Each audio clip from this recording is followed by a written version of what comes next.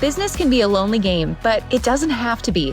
Welcome to Boutique Chat, where we explore community over competition and how to scale your company with the balance and the happiness that we all seek.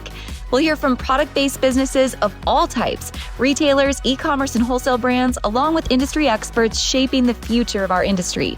I'm your host, Ashley Alderson from the Boutique Hub, and I can't wait to chat.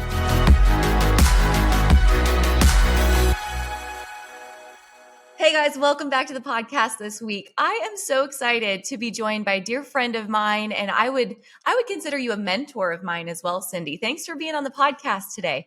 Oh, Ashley, I'm so excited to join you. I'm really, really thrilled to visit with you today. Likewise. I feel like every time you and I get together, we both, I think, are idea people.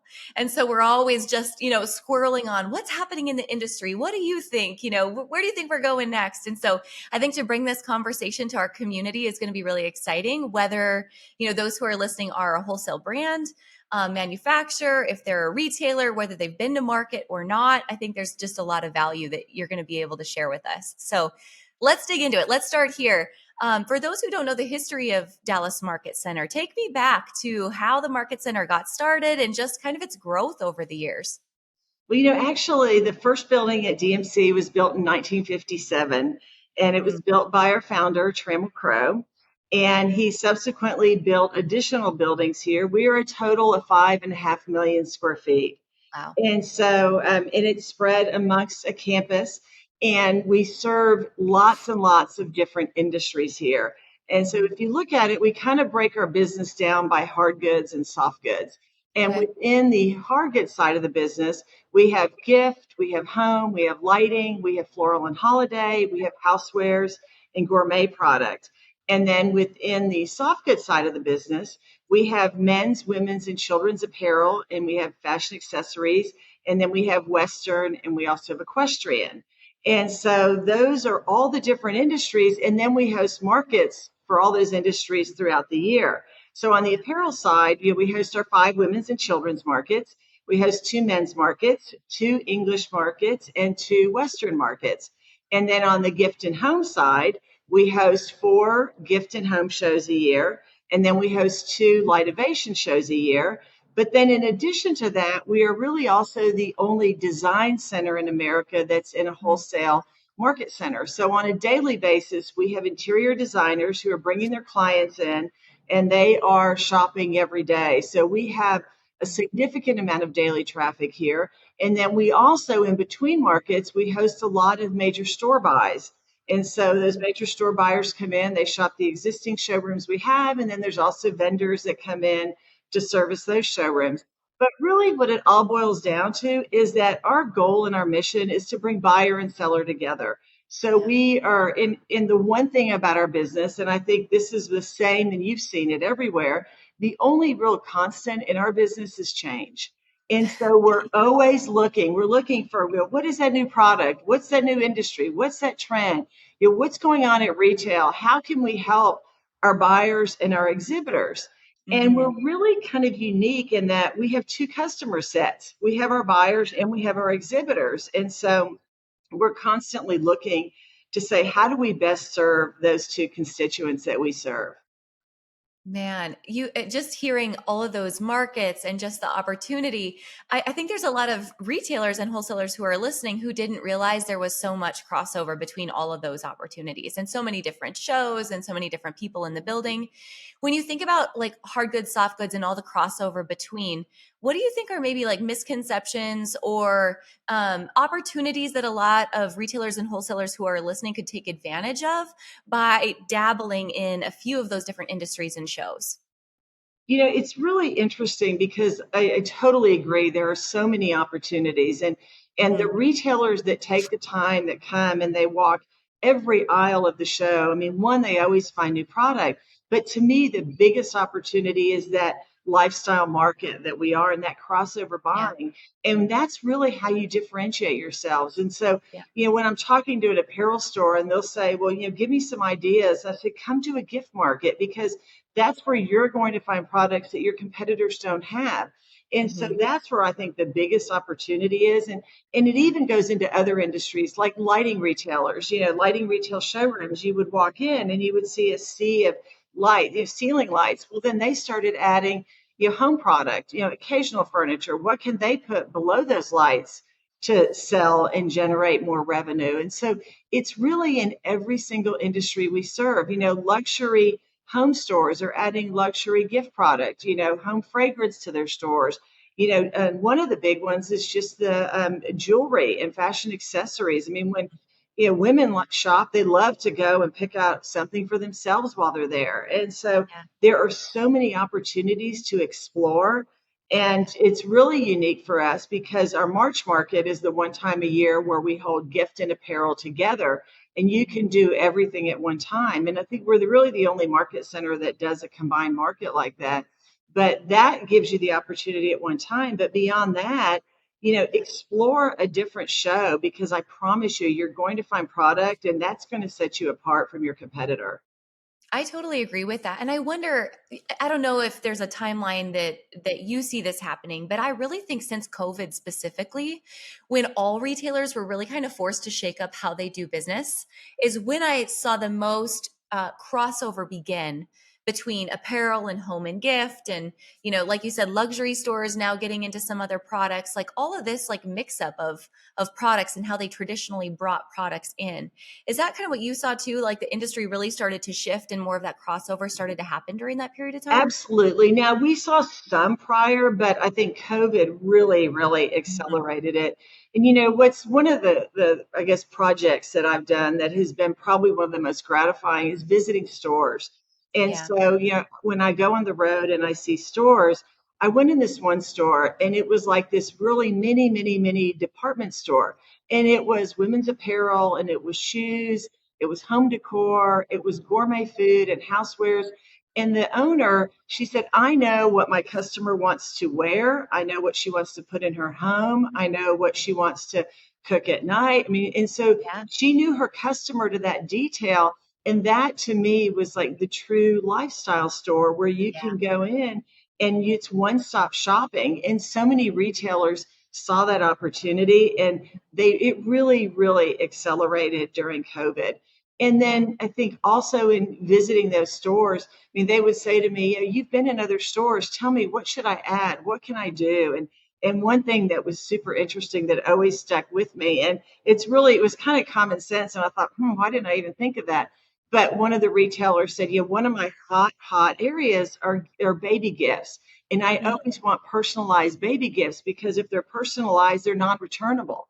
And so Uh, that's a huge, huge benefit for me. But it's those kind yeah. of things that you learn when you interact with those Yeah. stores. And so I think there's always opportunity from that lifestyle perspective to Yeah. really get to know your customer and then cater to them, because everyone, time is so valuable, and if they can come into your store and buy everything they need. Mm. Another really interesting point, I went in one store and they had started a graduation registry. And Yeah. so, like you see bridal registries, you see baby registries, they did a graduation registry. So then when grandparents, friends were coming to buy, there they Yeah. could go in this one-stop shop. And how brilliant of that store to do that, because now they're going to sell all those graduation gifts. But Yeah. it's just incredible how you learn all of that and what has happened on the lifestyle front. Yeah, for me, I just feel like lights are dinging and flashing for everybody. Like, this is a huge opportunity. If you've already done the work to really know your customer on Mhm. such an intimate level, why would you just stop with selling them clothes? Or why would you just stop with selling them gift when there's just so many more categories that you can have access to? Now, granted, I don't want to get anyone in a pinch, with overbuying. So there's some management obviously that Mhm. has to go into it and understanding where opportunity is. But that crossover is what makes you different from so many different online competitors today. And I think the opportunity to sell gift and home in an online space is also alive and well.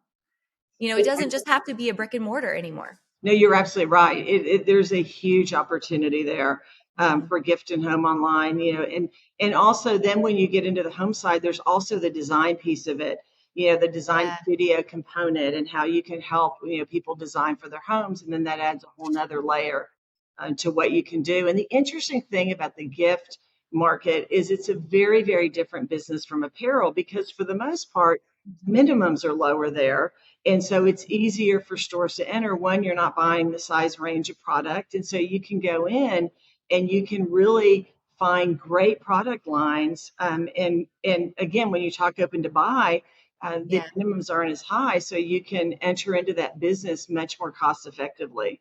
I totally agree with that. And also, I feel like, especially when I'm walking through some of the gift showrooms, I think that, the minimum is one piece, but the other exciting piece is there's so many great stories with those brands that are in home and gift showrooms, like mom and pop Mhm. stories and just really like solving a problem story. I feel like there's a gap between apparel stores who've never shopped in a showroom and also gift stores who've never shopped like a temporary situation like an apparel show would be. Talk to me more about what you see between maybe misconceptions or things people should know about shopping one side or the other. Let's start with talking about showrooms, for example. What are things that people should know if they haven't shopped showrooms before? One thing to think about with showrooms, and even if you look at the gift and the apparel business are so different in that Mhm. apparel is very appointment driven for some of the showrooms, particularly when you get into the higher end product Yeah. because of the way they're showing the collection. And on the gift side of the business, while many of the reps make appointments, there's also a significant amount of walk-in business. And so it's much Mhm. easier on the gift side to walk into a showroom and browse, versus on the apparel side, particularly those collections, they really are much more appointment driven. And so that's one of the big, big differences that we see between shopping different types of showrooms here. Mhm. But from a retailer perspective, I mean, what's the great thing about market? It's finding new. And Yeah. I think that so many retailers, and it's easy to order online when you're doing reorders, but when you want to find new product, I mean, that's really what market provides is that opportunity to explore and see what's new. And then, when you build that relationship with your rep to find out, what's selling, what are the best sellers? And even when you get into a gift showroom when you're looking at fragrance, I mean, what are those best sellers? And that's what reps can really play such a valuable role with. And so I Yeah. think those really, really smart retailers, they recognize that. I mean, they come in and they work with their reps, they learn from their reps, they utilize their reps as a great tool to help them better run their business. And so there's huge value in coming to market, to shop the new, find not only new product within your existing resources, but find Mhm. new resources. And again, like I said earlier, I mean, explore. We have one retailer who they had one staff person and all they did was walk the entire building, every row of temps, just with floor maps in hand, and they were Yeah. marking and scouting for the rest of the team to come and look. And it's amazing because that's how you differentiate yourself. Yeah, it absolutely is. Do you find that during apparel shows, some of the gift showrooms remain open? Just like, so we talked about March being a crossover, right? Where both shows Mhm. combine. But when it's not March, is there still an opportunity for apparel stores to come and shop gift showrooms? Absolutely, there is. In fact, probably somewhere between 70 and 80% of all of our showrooms are open every day. Oh, And wow. so, particularly on the gift side, Yeah. the lighting is a little bit different, the fixture lighting, but the gift and design showrooms are open every day. And Mhm. so there's a huge opportunity to come in. And honestly, so many of them, they're not real busy then. Obviously, it's not their Yeah. market per se. And so they have staff that can help. And we also have information booths on all of the floors. And if you're looking for product, we can help direct you and what floors to go to, if it's price point or if it's product specific. Circle showrooms, try this one and see. But yes, there's a big opportunity. And that's unique because we have so much daily business, that's Mhm. why so many of our showrooms are open daily. And even Yeah. on the gift side, because even the interior designers now, they're starting to buy home fragrance. They're starting to help their Mhm. clients with tabletop products. So those showrooms are open every day to sell that product. Awesome. And how about the apparel showrooms? I think there's also more of an evolution that has to happen of apparel stores going up to the 15th floor and the 14th floor and seeing what's available in apparel showrooms as well. There's all kinds of unique goods up there. Yeah, there absolutely are. And we, as a market center, we try to categorize kind of as best we can what's on each floor. But, like the majority of our fashion accessories are on 13. But if you Hmm. go to 15, you're going to find brands that are, inside some of the rep showrooms there. And one of the other big differentiators about Dallas are just our reps because we Yeah. have a really, really great base of reps here. that curate product. And so that's another benefit for stores when they shop Dallas is that they can Mhm. go in one of those rep showrooms, whether large or small, and they'll find a really, really well curated assortment of product. And so Yeah. when you're looking at lifestyle, or you're looking at price point, that's another way that can easily help you because those showrooms, a lot of them, I mean, they've created, their own look and feel within their space. Yeah, there's some really great ones. And of course, I have to mention come by floor 13 because we're so grateful to be able to have a showroom on 13. And what's incredible is all of the hub member brands that have filled in around our showroom on 13. I just think that is such a neat opportunity. We're almost going to have like hub row eventually on that floor. That's going to be so good. You will, and we are so thrilled that you're on 13. And the great thing about the 13th floor is that half of it is are permanent showrooms, and so Yeah. it's apparel and fashion accessories, shoes, but then the other half are temporaries. And our Hmm. temporaries on 13 are really an amazing collection of product because you've got your apparel product, you have your fashion accessories product, you also have emerging designers, you have Yeah. Shine, which is some of your indie beauty brands. And then Mhm. also you have footwear on that floor as well. And so it's a great resource. And those brands are constantly shifting and changing because Mhm. some of those collections, they may not have five collections a year. They may only be here three times a year or two times a year. And so, our team that leases that temp space, they're constantly looking to curate those new brands to create a really, really fresh environment on 13. Mhm. So yes, we're thrilled that you and your group is on 13. In fact, I often work that information booth and people come up all the time and they say, where's the hub? Where's the hub showroom? And we have all these signs that point to the hub showroom on 13. So Yeah. it's great to see you and your team here during market. We appreciate it. Well, we've got to talk about what you just mentioned because I hear this from people all the time. I can't believe the CEO of Dallas Market Center is in the information booth on the floor. People are absolutely blown away that you and your entire team care so much and that you're there talking to people and you're so approachable. And I'm always amazed when I hear people talk about that, but it always goes hand in hand with when I go to Dallas, I can just feel the culture and I can feel the community and the hospitality in the building. Like they really are excited that I'm there. So, how did you build that culture amongst the building and amongst your team and where did this idea of you and everyone else working the information booths come from because it's really working for people? Well, thanks. It's really one of my favorite things to do because it puts you right in touch with the customer and to Mhm. be able to visit with them and say, where are you from? And are you new? Have you been here before? Tell me about your store. What kind of product are you looking for?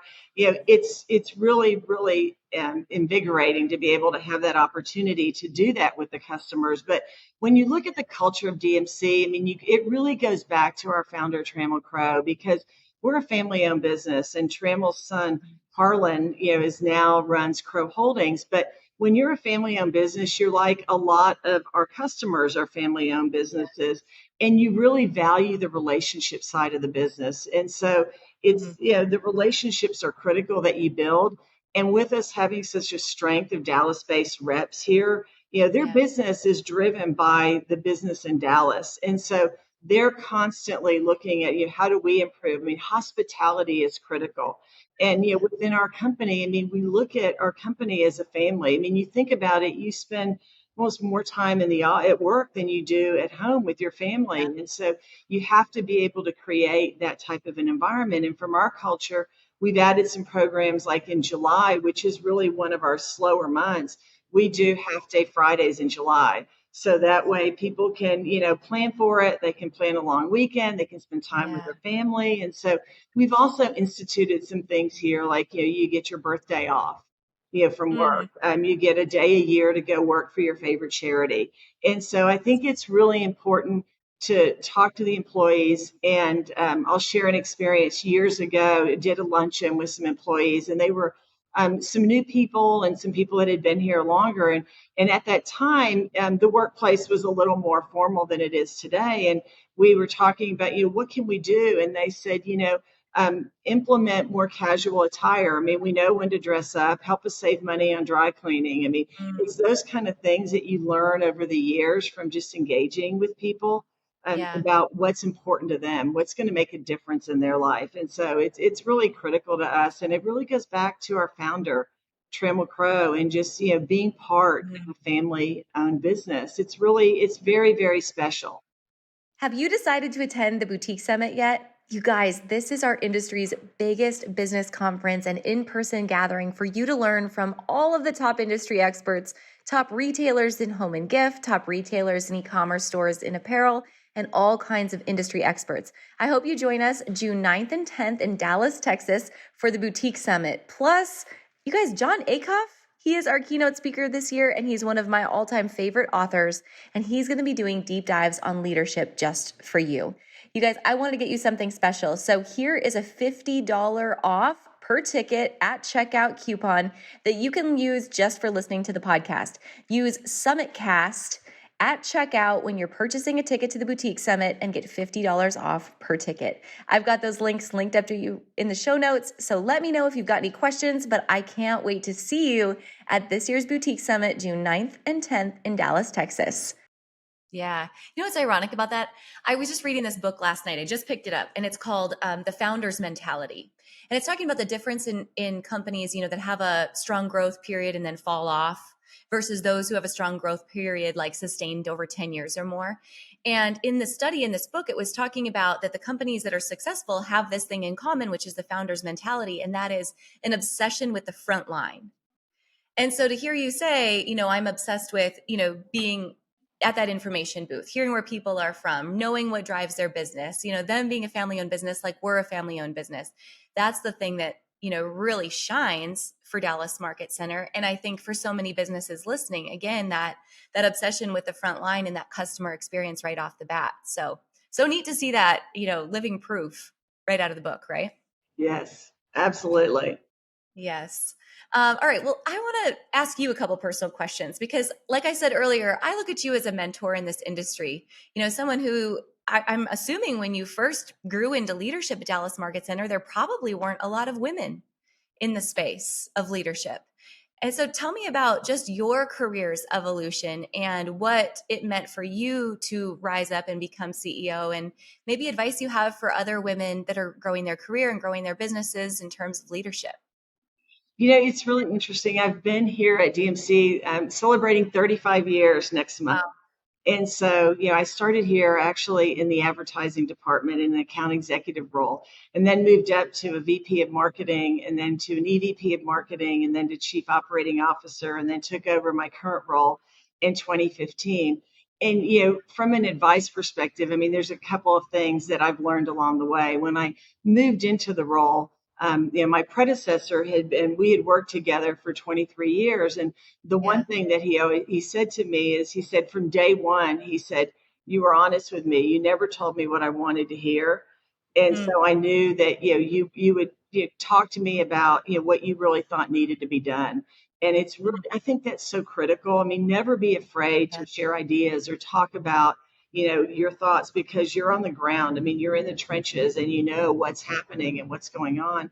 And then the Yeah. other advice I think I would have is that our founder, Mr. Crow, had a statement, and we've actually posted it around the building. And it says, there is as much risk in doing nothing as in doing something. And you have to take risks. I mean, you're always going to Yeah. fail. You're going to make a mistake. Everybody's going to. But if you don't take those risks and try something, then you're Mhm, never really going to succeed and see huge, huge potential here. And so, mhm. for me now, when you look at our company, we have a lot of women here, and a lot of our customers are women. And so, some of our Yeah. industries like lighting are a little more male dominated, but our exec team is the majority of women are on our exec team. And I think our Incredible. employee base is probably, the majority women as well. And so there's been a lot of growth here, but I think there's so much opportunity for women Yes. today. I really, really do. So it's been a great journey for me, a great career here, and I've loved every minute of it. And I think the other piece is you have to have passion. And, in this business, I mean, passion is really what I think differentiates the people that succeed from those that don't, is really having passion and coming to work every day, excited about what awaits. And it's never the same day twice. I mean, there's always new things, new adventures, new learnings. And part of that within our company is because of all the industries we serve. Yeah. It's an exciting place to be. It is. I love hearing your story, when we have a chance just to sit down and visit again about the difference in those industries, but no 2 days ever looks the same. It seems like there's always something new cooking at DMC. So I love hearing that. And I've loved watching your journey. Any other leadership advice you would give those listening? You know, I guess what I would probably say is, you know, always look to the future, always look ahead, see what opportunities you can have. Hmm. Don't ever settle, because there are opportunities. There are so many, Yeah. different roles. I mean, never fear taking on a new project. Always look for what else you can do to learn the business. We Hmm. have so many young people here at DMC, and I think at first it's overwhelming. I mean, anytime, you walk inside 5.5 million square feet and you see all these buildings and all this product and just trying to figure out, how do you find your way from your desk down, to the food court to have lunch is a challenge. But really, it's, you have to step back and look and say, how can I contribute? How can I make a difference? Yeah. Because people that are willing to step out and make a difference and really, share their thoughts, their observations. They're the ones that are going to rise to the top. And I even will have lunch. I have lunch with new employees when they start, and then I also, Mhm. have lunch with employees periodically. And I'll always say, even to whether it's our housekeepers or our engineers, give us ideas. Share an idea. Yeah. What are you seeing? Because they're seeing things very differently from what I'm seeing or from what other execs are seeing. And so I Yeah. think no matter what your role is within a company, there's an opportunity for you to really shine, differentiate yourselves, and contribute. And back to Mr. Crow for a minute. I mean, one of the things he was so great at was he would make people believe they could do things they were never capable of doing. And when you're able to do that and people can see the Yeah. value in what they're bringing, I mean, that's Yeah. such, fulfillment in what you're contributing to a company. Yes. And such servant leadership as well. Wow. Hmm. Well, let's switch gears a little bit. Let's talk about June markets. So those who are listening, that's our next opportunity to join you in person and hopefully get to meet you in person at the info booth, but also experience the space. What do you have in store specifically for June apparel market? Because I know we've got some exciting things coming up as well with you Well, guys. we are the most excited about the summit coming here in June. I mean, that's a huge highlight for us. Yeah. And I can't wait to see you and your group back. And I just have to share one quick thought. When you were here last year and I went over and I was listening to when it was a session on social media, and I heard your group, the questions, the Q&A that they were asking at the end of the presentation. And the information was so valuable, and it was information they could take back and implement that day that Mm. could impact their business. And so, that's what I enjoy the most about watching you and your group when they're here, because the information is so incredibly valuable to the stores. But from a DMC perspective, we have, obviously June apparel and accessories coming up, Kids World coming up. And then we also have, right after that, we have our total home and gift market and lightivation. On the apparel side of the business, we do our events. We've got our trend show on Tuesday night, which is always incredible. And it's what impresses me so much is how they're able to curate those goods from so many different showrooms and temporaries and put that together on the runway in such a Yeah. cohesive presentation. So we've got our trend fashion show. We've got our temporary exhibits, obviously, on 12, on Mhm. 13, on 10. And then we've got our permanent showrooms, on 13, 14, 15. And then again, right following that, about a week later, starts Total Home and Gift Market and Lightivation for the summer edition of that. And so we're super excited about all the opportunities that we have in June. And then if you just fast forward a little bit, I really haven't talked at all about Western and equestrian. Yeah. And that was Huge. that's just a huge addition to our market. And in fact, we added that during COVID. In January of 2021, we worked with the Western and English Sales Association, WESA, and launched their show. And then in August of 21, we launched the ADA, the equestrian piece of it. And what I think is really so special about that edition of Western is that when we were meeting with WESA and talking about it, what stood out was it was so beneficial for both. And that's what makes a true partnership really work, because it has to work for both people. And when you looked at it, what we were able to provide Wes's buyers, where we were able to provide them additional resources, Yeah, like things, like, contemporary and other product categories, accessories that they, may not have been previously carrying. And we yeah, were able to provide their exhibitors additional retailers that they may not have sold before. So it was a huge, huge win-win. And so yeah, we have that coming up in August, both WESA and ADA. And that has been so incredibly successful that we're actually expanding our Western permanents onto part of the 10th floor. So we've been busy working on that, and that will open in January of 2025.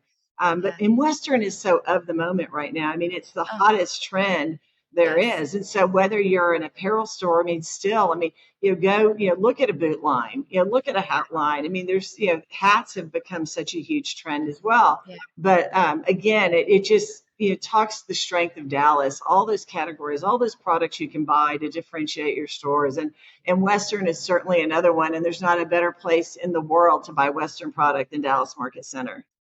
I mean, what a huge move and what a huge opportunity that was for you guys. I can't like overstate this enough, but if I go back to what happened in 2020 and the way that you guys opened the building and had a market when no one else was doing that, and then what happened in 21 when, this deal was finalized and the shows began, those were some really pivotal moments for Dallas Market Center and for you in your career. I'm sure there was probably plenty of sleepless nights making some of those decisions and negotiations along the way. But now to look in the rearview mirror and go, wow, we made some tough choices, but they were the right choices because look at where they got us today. How did you, as a leader, get through those moments that were maybe a little bit up and down, making those decisions along the way? Ashley, it was super tough. I mean, people were scared, and it was Yeah, really, really understandable. But for us, I mean, we had to look at our customers and retailers. They needed product. I mean, yeah, exhibitors needed to sell product to stay in business. And so we sat back and we said, we're going to figure out how to do this safely, which we were yeah, able to do. And we were also very fortunate, in the state of Texas, that we didn't have restrictions that prohibited us. yeah. So with that, and then also with the, it was hard in terms of, just because people were scared, Hmm. trying to, talk to people and say, we can do this safely. Yeah, And in doing it, we really picked up market share. It helped our business enormously.